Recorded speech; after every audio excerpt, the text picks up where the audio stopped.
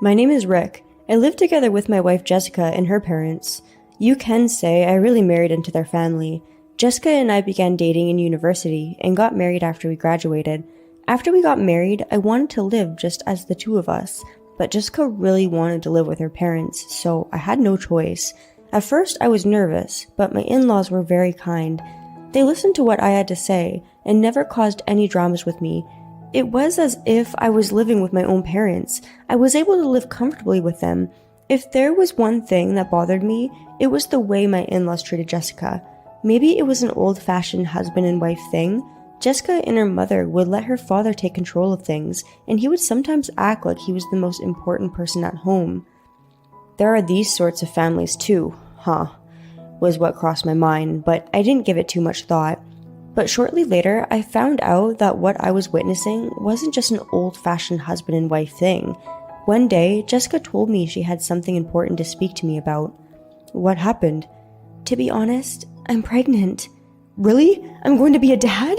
I was super happy. I had been thinking to myself that since we've been married for 5 years already, I didn't want us to have a child, but there was something obviously weighing on Jessica's mind.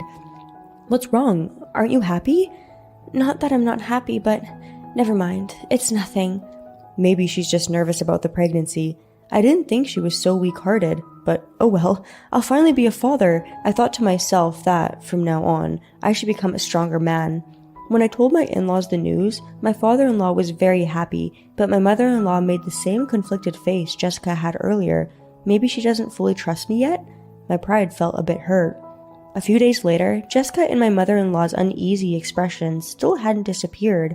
On the surface, everything seemed to be the same as always, but based on how they were acting, it was clear that they were hiding something. Could it be an affair? The thought crossed my mind for a second. Recently, I've been seeing a lot of stories online about wives having affairs. They say that in the US, 1 in 20 women are secretly raising kids they've had with lovers. Could it be that Jessica is secretly pregnant with another man's child? I looked into DNA tests and how to get a divorce based on a DNA test, but I still wasn't sure whether Jessica had actually cheated. If I forced Jessica to do a DNA test when I still wasn't sure, I'm sure that would cause big problems in our relationship. What should I do? I wondered to myself. Around that time, something happened that made the truth clear. It was the day before my wife went to the hospital. When I got back home from work, I heard my father-in-law screaming. Ah! I was just taking off my shoes when he screamed. Surprised, I ran towards his voice. There, I saw something unbelievable. My father-in-law was collapsed on the floor, and Jessica was standing in front of him, holding a knife covered in blood. What are you doing? I quickly took the knife out of Jessica's hands and helped my father-in-law sit up. Rick, are you okay? I'll call an ambulance. No, I'm not that hurt. My arm is just a bit cut. Right, Jessica? Jessica walked away without saying a single word. Did something happen? Jessica and I got in a bit of an argument. Nothing out of the ordinary. Does she always cut you when you argue? Well, she always had her bad temper. No way. I couldn't believe it. Jessica was always such a quiet person. How could she cut her own father with a knife? That night, I tried to talk to Jessica about it. Hey, Jessica, aren't you acting a bit strangely recently? What? Jessica wouldn't look me in the eye. Well, you seem a bit uneasy these days, and you cut your father. Hey, has something happened?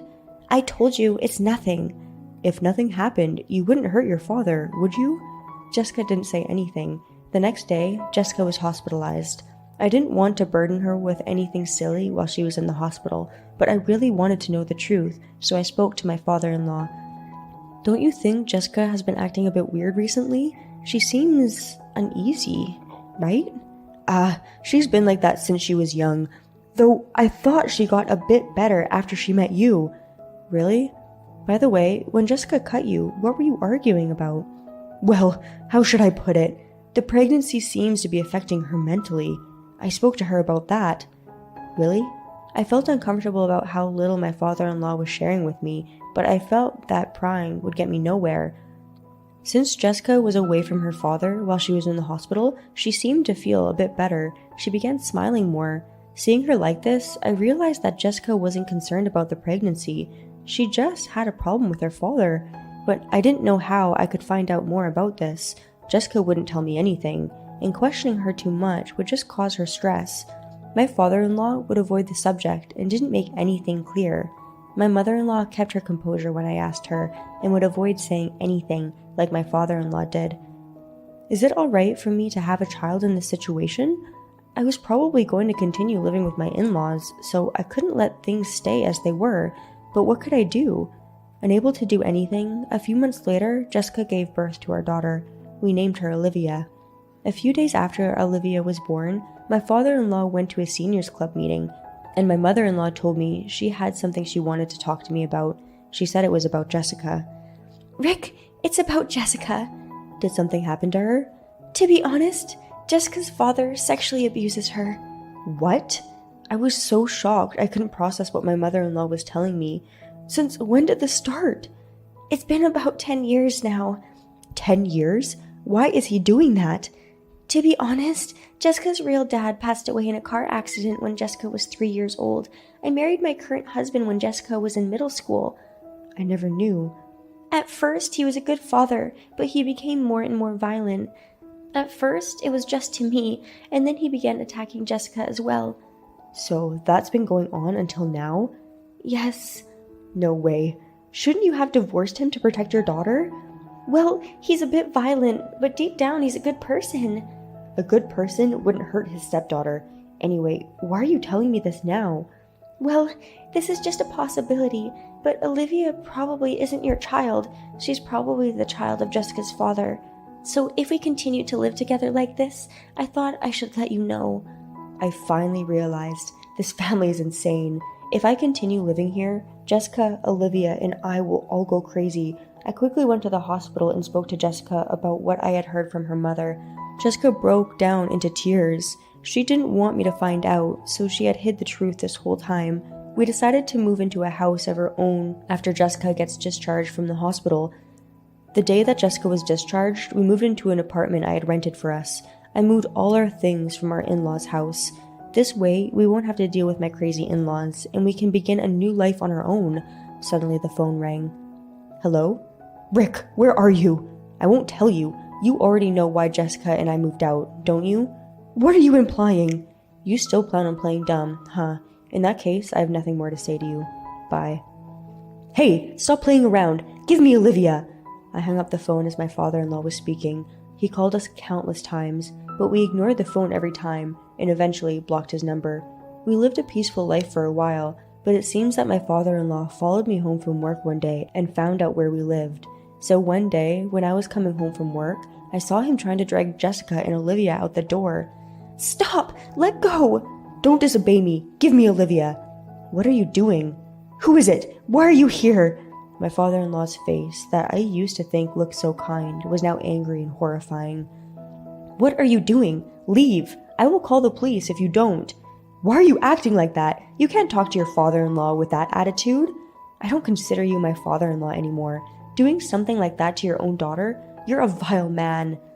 Oh, how dare you say that? No matter what you do, I'm taking Olivia with me. She's my daughter. You probably don't want to raise someone else's daughter, do you?